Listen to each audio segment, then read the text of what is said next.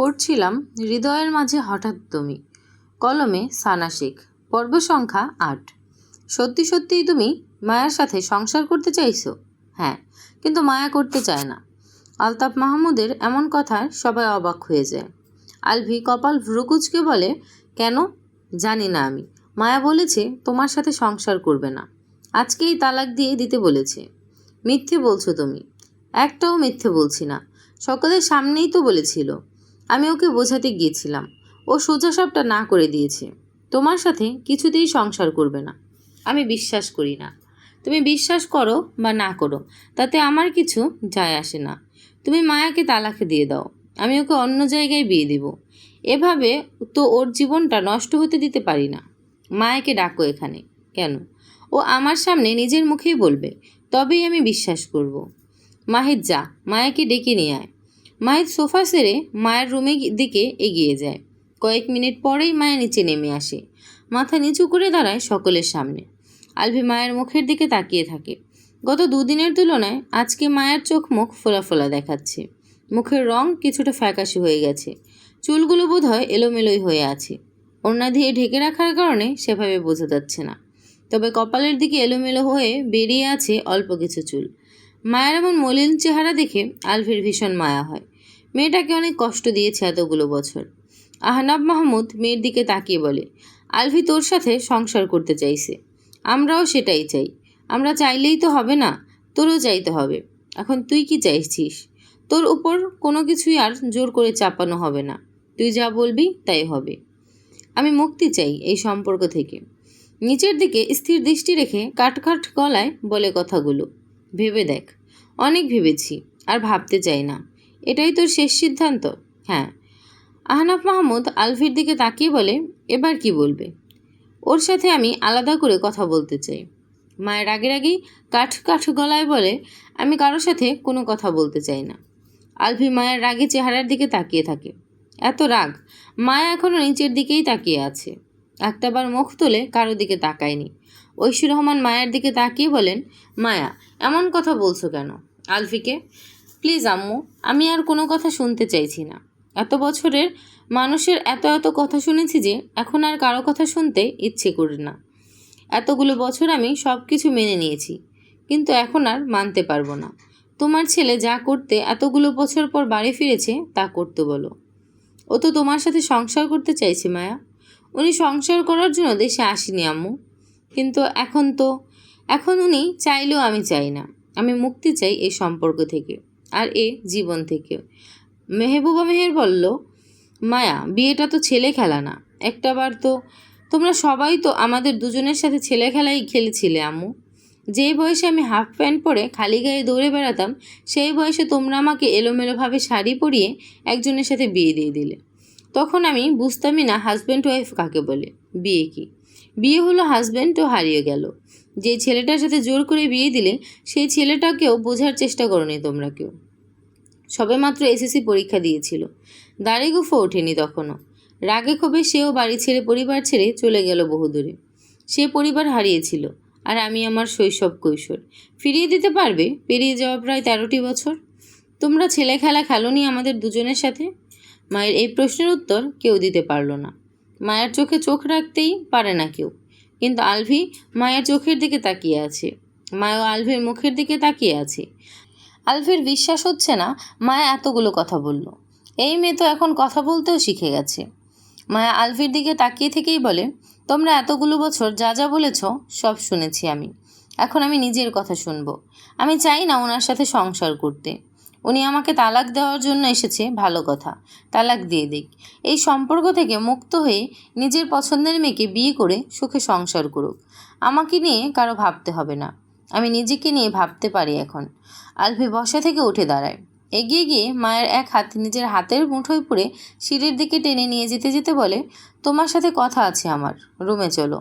মায়া শক্ত হয়ে দাঁড়ায়, ঝাড়ি দিয়ে আলভির হাতের মুঠোয় থেকে নিজের হাত ছাড়িয়ে নেয়। আঙুল তোলে শাসিয়ে বলে, আপনি ছোবেন না আমায়। আপনার সাথে কোনো কথা নেই আমার, আর না আগে ছিল। নেক্সট টাইম আমাকে ছোঁয়ার চেষ্টা করবেন না আপনি। আলভি পুনরায় মায়ের হাত ধরতে গেলে মায়া হাত গুটিয়ে নেয়। আলভিকে পাশ কাটিয়ে দ্রুত পায়ে নিজের রুমের দিকে এগিয়ে যায় সিঁড়ি বেয়ে। পেছন পেছন আলভি নিজেও দ্রুত এগিয়ে যায় আর ডাকতে থাকে। মায়া রুমে ঢুকেই আলভির মুখের উপর ডোর লক করে দেয়। একটুর জন্য মায়াকে ধরতে পারল না, রুমে ঢুকতেও পারল না। রেগে ডোরের উপর হাত মুঠো করে পাঞ্চ মারে। জোরে শব্দ হয়। এত জোরে শব্দ শুনে কেঁপে ওঠে মায়া। ডোরের করাঘাত করে বেশ কয়েকবার উচ্চস্বরে ডাকে মায়ার নাম ধরে। মায়া একটু শব্দ অবধি করে না, যেন রুমের ভেতর কেউ নেই। মায়া সারা শব্দ না পেয়ে বুঝতে পারে মায়া একটা কথাও বলবে না এখন, ভেতর থেকে বেরো হবে না।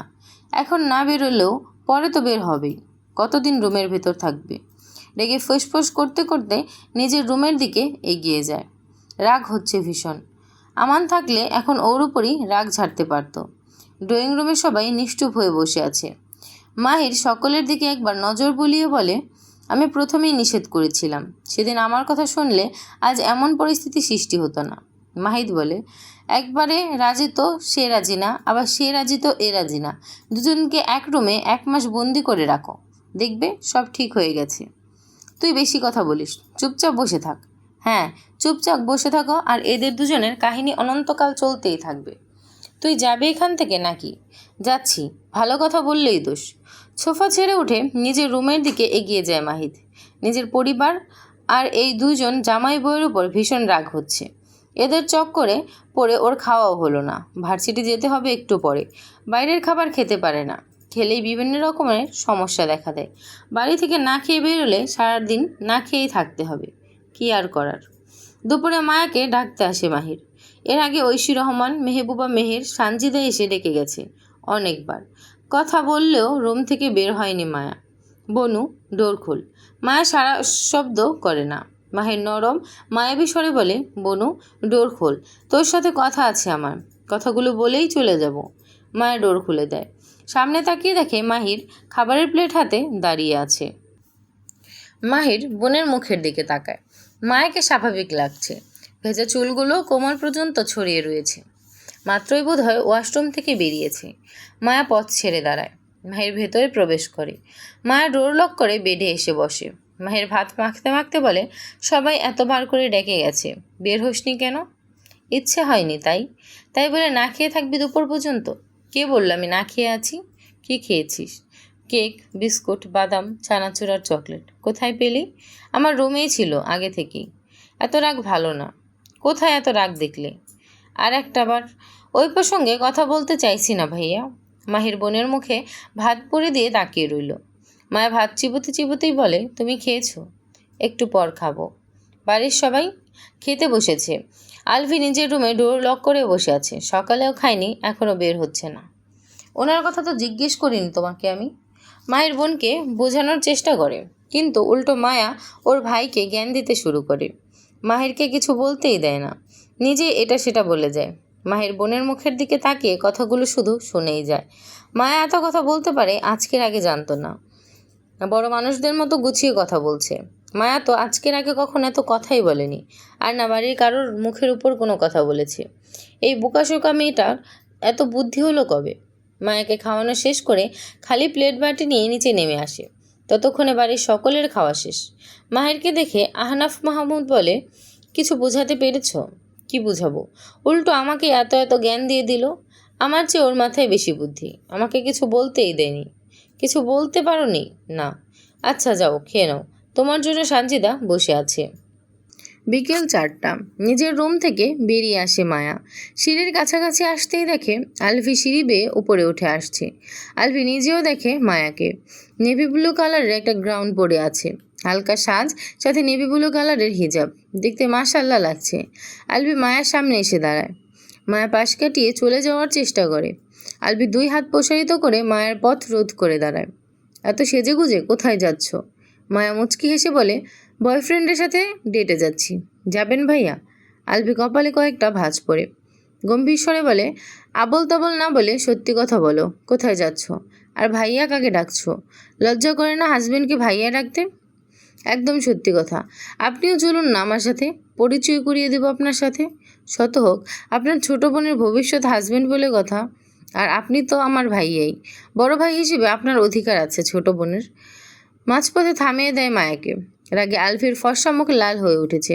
দাদা জাত চেপে বলে, মজা করা হচ্ছে আমার সাথে? একদম না। মায়ের ফোনে রিং বেজে ওঠে। ফোনের স্ক্রিনে তাকিয়ে আলভির দিকে তাকায়। ভাইয়া, আসছি আমি। রাতে না হয় আগামীকাল দেখা হবে, দেরি হয়ে যাচ্ছে বাই।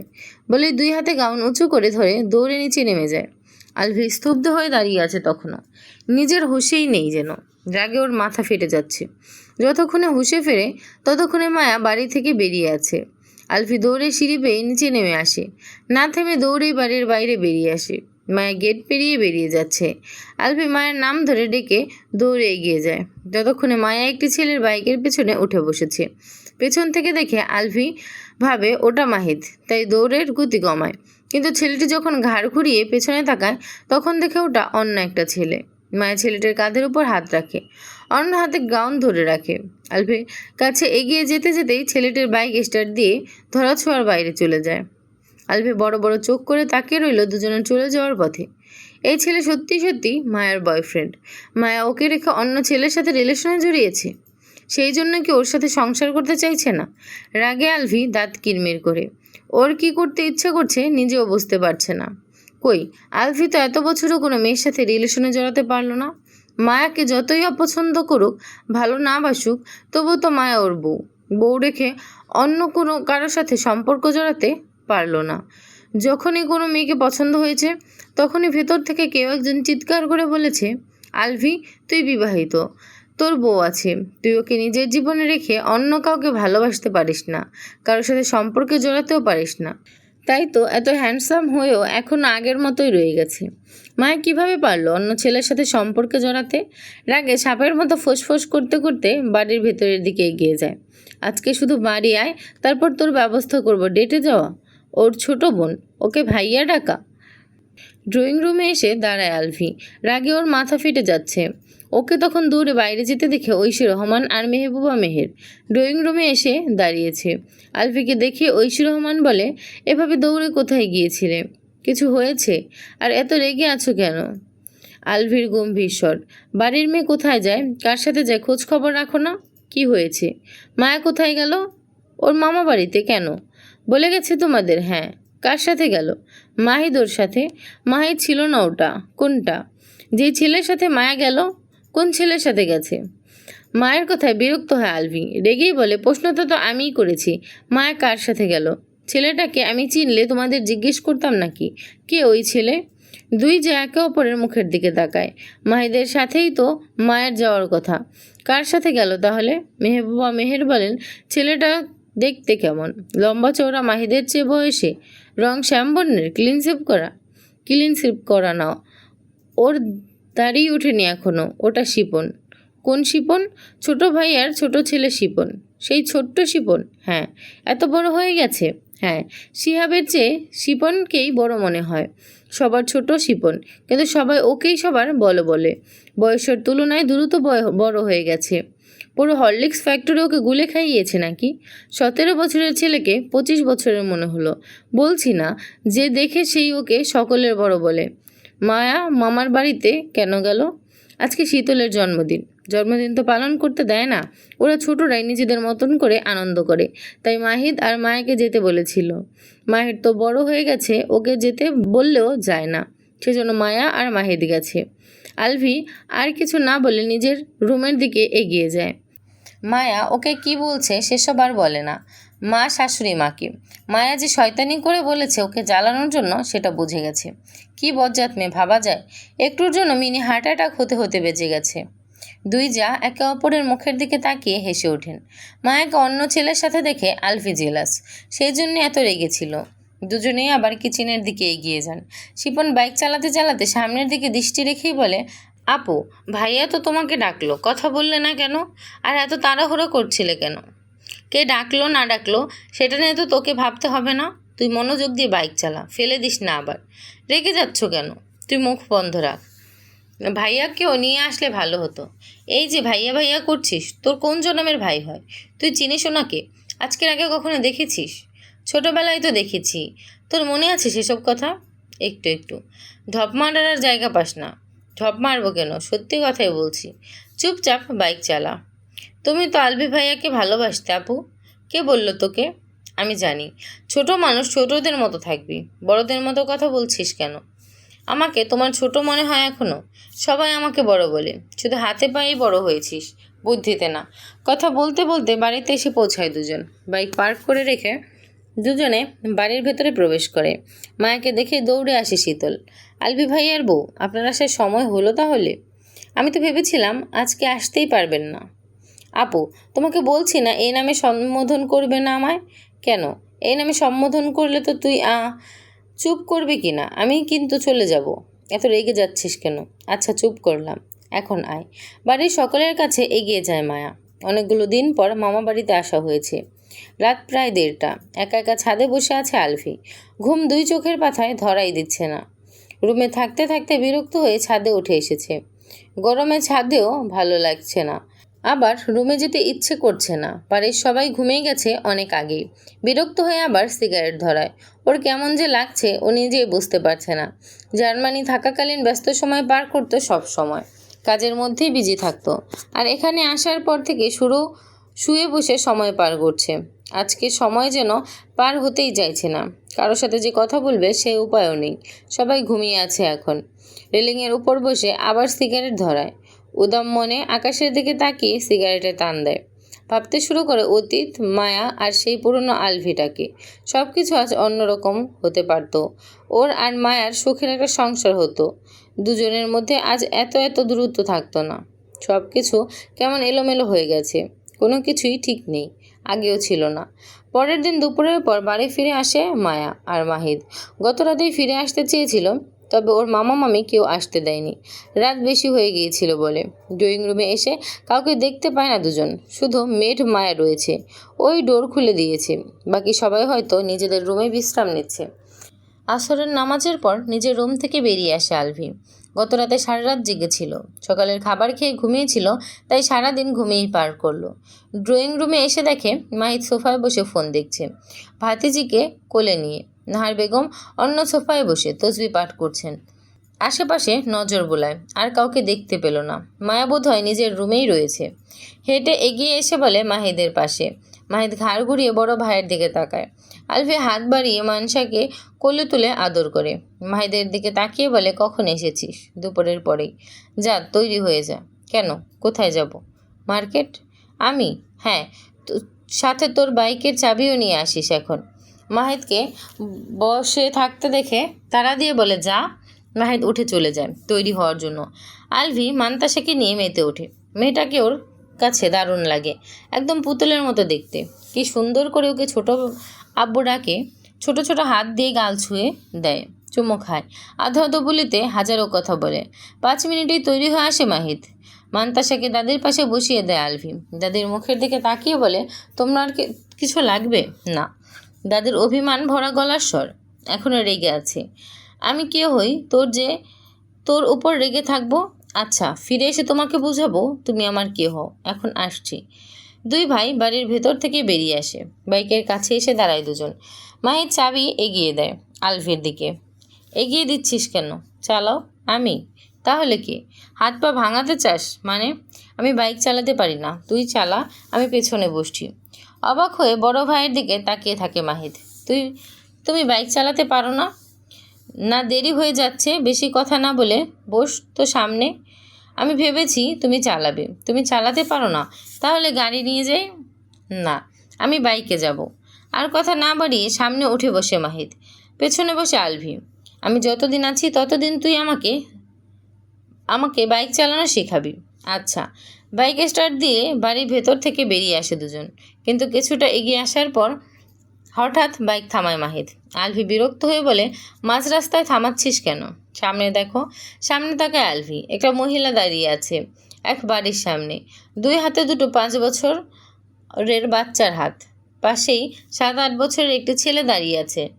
মেয়েটিকে একটু একটু পরিচিত মনে হলো আলভির, তবে পুরোপুরি মনে পড়ছে না মেয়েটা কি। কিছু সময় তাকিয়ে থাকার পর বলে, কে ওই মহিলা? আর ওখানে দেখতে বলছিস কেন? চিনতে পারছো না ওকে? তোর এক্স ভাইয়া। চমকে ওঠে আলভি। আবার তাকায় সামনের দিকে। যা ভেবেছিল এখন তাই দেখছে। 3 বাচ্চার মা হয়ে গেছে। মারিয়া একটু পরেই মুচকি হেসে বলে, ওই মহিলা মারিয়া? হ্যাঁ। এত বড় বড় ছেলে ওর। তুমি জার্মানি চলে যাওয়ার পরেও পরের বছরই বিয়ে করেছিল পালিয়ে গিয়ে। 3 বছর পর বড় ছেলেকে কোলে নিয়ে ফিরে এসেছিল দুজন। তারপর 5 বছর আগে জমজ ছেলে মেয়ে হয়েছে। কার সাথে পালিয়ে গিয়েছিল? সিয়ামের সাথে? না। অবাক হয় আলভি। তাহলে কার সাথে? এইবারে বড় ছেলে তারেক রহমানের সাথে। তারেক ভাইয়ের ফ্রেন্ড ছিল না? আলভি হেসে বলে। সিয়ামকেও ছ্যাঁকা দিয়েছে নাকি? সিয়াম ওকে ছ্যাঁকা দিয়েছে।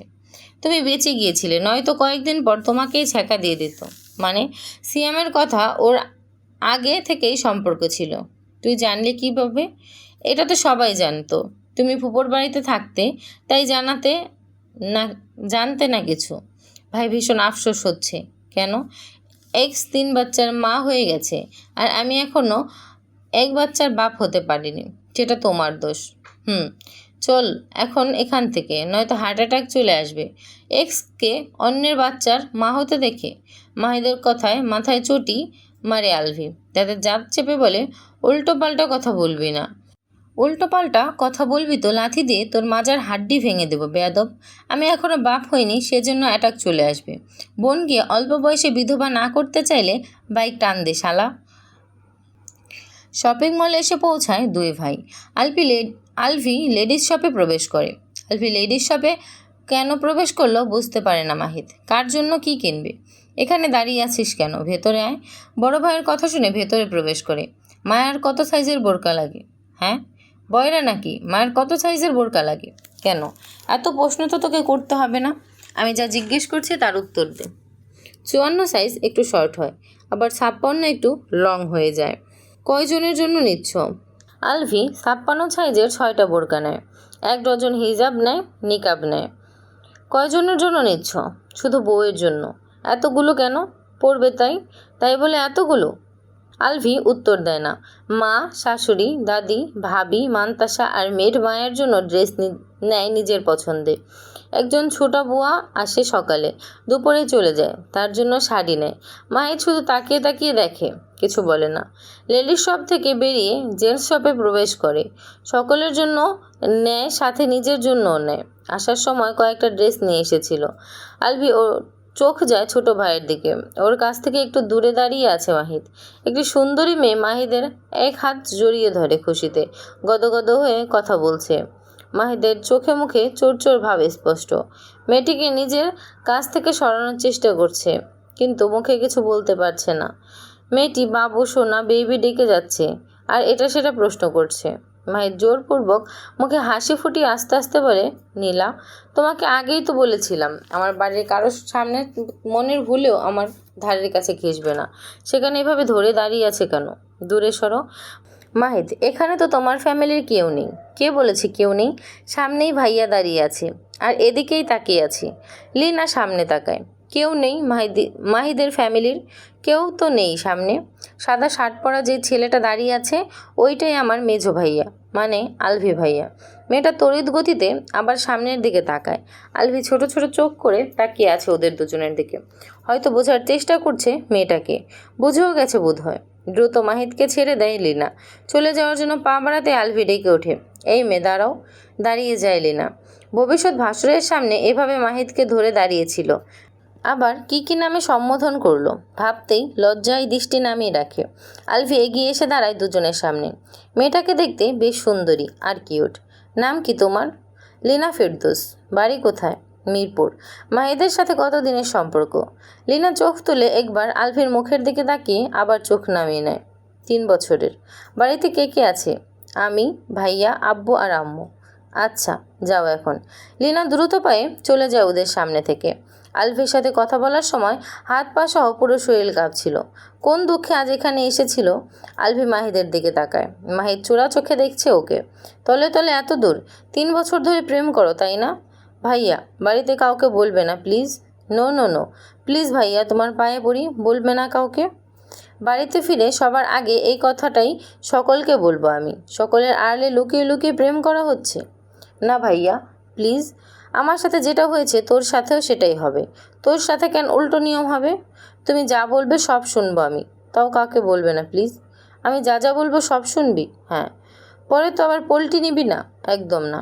যদি আমার কথা না শুনিস তাহলে সেদিনই তোর বিয়ে করিয়ে দেবো অন্য মেয়ের সাথে। মাহিদ ফ্যাল ফ্যাল করে বড় ভাইয়ের মুখের দিকে তাকিয়ে রইল।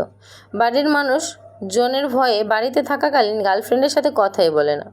পই পই করে আগেই বলে দিয়েছে ওর ফ্যামিলির কারোর সামনে ভুলেও যেন ওর সাথে কথা বলতে না আসে। কে জানে, হতেও পারে ও প্রেম করছে বলে ওর বাড়ির সবাই আলভির মতো ওকেও ধরে বেঁধে কোনো এক মেয়ের সাথে বিয়ে দিয়ে দিল। ও অপেক্ষা করছে পড়াশোনা শেষ হওয়ার। শেষ হলে সাহস জুগিয়ে তখন বাড়ির সবাইকে বলবে লিনার কথা।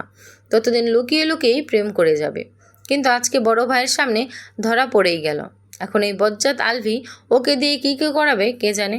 চল বাড়িতে যাই এখন, সব কিছু নিয়ে আসিস, ব্যাগগুলো হাতে নে। হেঁটে এগিয়ে গিয়ে 2 হাতে শপিং ব্যাগ তুলে নেয়। আলফি নিজেও নেয় কতগুলো। বাইরের দিকে এগিয়ে যেতে যেতে মাহিদ বলে, গাড়ি নিয়ে আসলে ভালো হতো না? এতগুলো ব্যাগ নিয়ে বাইকে করে যাওয়া কষ্ট হয়ে যাবে। কষ্ট হবে কেন? বসলেই বুঝতে পারবে। বাইকের কাছে এগিয়ে আসে দুজন। বাইরে পুরোপুরি অন্ধকার হয়ে গেছে। নিয়ন বাতির আলোয় আলোকিত চারপাশ। মাহিদ সামনে বসে, পেছনে বসে আলফি। আলফি 2 হাতের শপিং ব্যাগগুলো। শক্ত হয়ে বসো, পেছন থেকে পড়ে যেও না আবার। বোনকে বিধবা না করতে চাইলে আস্তে আস্তে চালাবি। একটা কথা জিজ্ঞেস করি, কর। রেগে যাবে না তো? রেগে যাওয়ার মতো হলে অবশ্যই রেগে যাব, আর তোকে লাথি দিয়ে বাইক থেকে ফেলে দেব। তাহলে থাক। না থাকবে কেন? তোকে বলতেই হবে এখন, নয়তো তুই নাম বাইক থেকে। তুমি তো মায়াকে পছন্দ করতে না ভাইয়া। সবাই বলল তালাক দেওয়ার জন্যই দেশে এসেছো। তাহলে এখন সংসার করতে চাইছো কেন? তোমার হাব ভাব দেখে তো মনে হয় মায়াকে ভালোবাসো। ভালোবাসি বলেই তো সংসার করতে চাইছি। সত্যি সত্যি ভালোবাসো? তো মিথ্যা বলছি নাকি? কবে থেকে? কি ভালোবাসো? যেদিন তোর বোন আমার মাথায় ডিম ফাটিয়ে ওয়েলকাম করেছিল। সত্যি? মায়া তোমার উপর ভীষণ রেগে আছে, অভিমানও করেছে অনেক। তোমার নাম শুনলেই যেন কেমন করে ওঠে। শুনতেই পারে না তোমার নাম, তোমার কথা। তুই শোনাবি দিনরাত 24 ঘন্টা। বুড়ো হওয়ার আগে আমাকে টাক বানিয়ে দেবে। বাড়িতে ফিরে আসে দুজন। 2 হাতে শপিং ব্যাগ ধরে রেখে আলভির হাত ব্যথা হয়ে গেছে। সবগুলো মাহিদের হাতে ধরিয়ে দিয়ে বলে, ব্যাগগুলো অনেক ভারী, আমার হাত ব্যথা হয়ে গেছে। বলছিলাম গাড়ি নিতে। পাছায় লাথি খেতে না চাইলে এক কথা বারবার বলা বন্ধ করে ভেতরে চল। শপিং ব্যাগগুলো সোফার উপর রেখে বসে পড়ে মাহিদ। মাহিদের পাশে বসে আলভি। বাড়ির সবাই সোফায় উপস্থিত রয়েছে। এতগুলো শপিং ব্যাগ দেখে সবাই দুজনের দিকে তাকিয়ে আছে। কি এনেছে এত? আলভি মান্তাসার দিকে তাকিয়ে 2 হাত বাড়িয়ে দিয়ে সুন্দর করে মায়া ভরে সরে ডেকে ওঠে, আম্মা আমার কাছে আসো। মান্তাসা মাহিরের কোল থেকে তাড়াহুড়ো করে নেমে দৌড়ে আসে আলভির কাছে। কোলে উঠেই শক্ত করে গলা জড়িয়ে ধরে বলে, কোথায় গিয়েছিলে? আমার জন্য চকলেট কিনতে, পরি সাজানোর জন্য ড্রেস কিনতে। এনেছো? চকলেট খাবো। শপিং ব্যাগের ভেতর থেকে একটা বড় চকলেট বের করে মান্তাসার হাতে দেয় আলভি। চকলেট পেয়ে খুশিতে আলভির 2 গালে 2টো চুমু খেয়ে কোল থেকে নেমে যায় তাড়াহুড়া করে। চকলেট হাতে দৌড়ে যায় দাদার কাছে। চকলেট দেখিয়ে বলে, দেখো কত বড় চকলেট। চোখ মুখ থেকে খুশি উপচে পড়ছে। ওর হাসিতে পুরো ড্রয়িং রুম ভরে উঠেছে। সানজিদা আলভির দিকে তাকিয়ে বলে, ভাইয়া ওর দাঁতে এমনিতেই সমস্যা, এত বড় চকলেট খেলে দাঁত তো একটাও থাকবে না।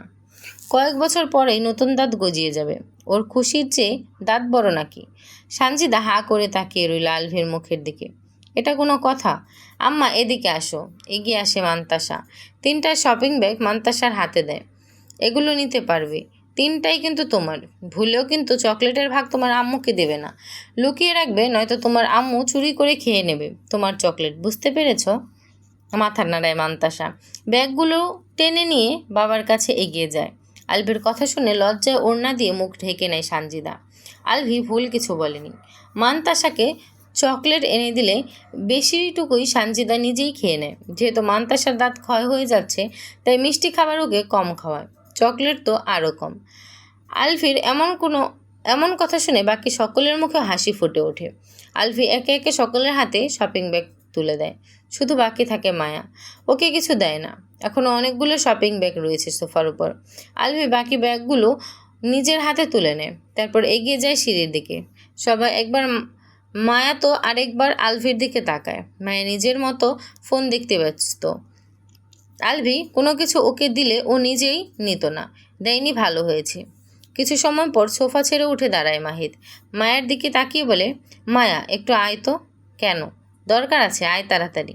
মায়া হাত ধরে টেনে নিয়ে সিঁড়ির দিকে এগিয়ে যায়। এসে দাঁড়ায় মায়ের রুমের সামনে। তুই ভেতরে যা, আমি ব্যাগটা রেখে আসছি। কি বলবে এখনই বলো। তুই ভেতরে যা, আসছি আমি। মায়া নিজের রুমে প্রবেশ করে। বেডের দিকে এগিয়ে যেতেই হঠাৎ পিছন থেকে ডোর লক করার শব্দ হয়। চমকে উঠে পেছনে ফিরে তাকাতেই দেখে আলফি দাঁড়িয়ে আছে। আলফিকে দেখে হার্টবিট বেড়ে যায়, বুকের ভেতর আবার কাঁপতে শুরু করে। আলফি এক কদম করে এগিয়ে আসে মায়ার দিকে। মায়া পিছিয়ে যেতে যেতে কম্পিত স্বরে বলে, আপনি এখানে কেন? ডোর লক করছেন কেন? আলফি বলে না কিছু। বেড থাকায় আর পেছোতে পারে না মায়া। আলফি একেবারে মায়ের কাছাকাছি এসে দাঁড়ায়। দুজনের মাঝে এক হাত সমান দূরত্ব রয়েছে। বের হন আমার রুম থেকে।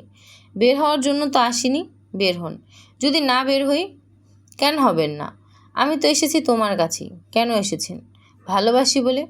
আলফির মুখে সহজ স্বীকারোক্তি শুনে তাকিয়ে থাকে মায়া। আমার কাছ থেকে পালিয়ে থাকো কেন? কোথায় পালিয়ে থাকি? আমি সামনে আসলেই তো শুধু পালাই। ভয় পাও আমাকে? ভয় পেতে যাব কেন? কাঁপছো কেন তাহলে? কোথায় কাঁপছি? এই যে তোমার শরীর কাঁপছে, হাত কাঁপছে, কথা বলতেও ঠোঁট আর গলার স্বরও কাঁপছে। আমি মোটেও ভয় পাই না আপনাকে। এখন সরুন সামনে থেকে। পারলে সরাও। মায়া রেগে তাকিয়ে থাকে আলফির মুখের দিকে। মোটেও ভয় না। মায়া এই শয়তান লোককে সরুন সামনে থেকে, সুন্দর করে বলল। কি সরবার জন্য? ভালোভাবেই তো বলেছি। এভাবে না। আপনি করে না বলে তুমি করে বলো। সুন্দরভাবে মিষ্টি করে বলো। সামনে থেকে একটু সরো জানো। মায়া দাঁত কিরমির করে বলে, জীবনেও না। বলো না প্লিজ, যান। পারবো না আমি, সরুন সামনে থেকে। আর বের হন আমার রুম থেকে। আমিও সরতে পারবো না, কোথাও যাব না। আজকে রাতে এখানেই থাকবো তোমার সাথে। মায়ের রেগে চেঁচিয়ে আলফির দিকে আঙুল তুলে বলে, খুন করে ফেলবো। বের হন আমার রুম থেকে। তুমি খুন করতে চাইলে আমি খুন হতেও রাজি। মায়া বলে না কিছু। আলফি বেডের উপর থাকা ব্যাগগুলো দেখিয়ে বলে, এগুলো তোমার। মায়া ঘাড় ঘুরিয়ে বেডের দিকে তাকায়। এতক্ষণ তো নজরেই আসে না এগুলা। লাগবে না আমার কিছু। এগুলো নিয়ে বের হন আমার রুম থেকে। বারবার এক কথা না বললে তোমাদের দুই ভাই বোনের পেটের ভাত হজম হয় না। মায়া বলতে গিয়েও বলে না কিছু।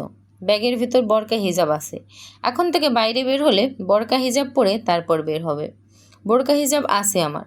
তাহলে গতকাল পরনে কেন? লম্বা গাউন পরে গিয়েছিলাম, তাই পরিনি। নিকাব পরনি কেন? পারি না। নেক্সট টাইম বাইরে বের হলে বোরকা হিজাব নিকাব পরে তারপর বের হবে। বাইরের কোনো ছেলে যেন ভুলেও আমার সুন্দরী বউয়ের কিউট গুলুমুলু ফেস দেখতে না পায়। 100 বার দেখবে, তাতে আপনার কি? অবশ্যই আমার অনেক কিছু।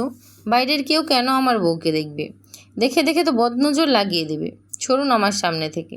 সরবো না। তালাক দিয়ে মুক্ত করুন আমাকে। দেব না। কেন? কেন আবার? ছোটবেলায় আমার কোলে হাগুমুতো করে এখন আরেক বেটাকে বিয়ে করে সেই বেটার বাচ্চার হাগুমুতো পরিষ্কার করবে, সেটা আমি হতে দেব? No, never. আলফির কথা শুনে চোখ দুটো বড় বড় হয়ে যায় মায়ার। ও আলফির কোলে ছোটবেলায় হাগুমুতো করেছি? সিরিয়াসলি?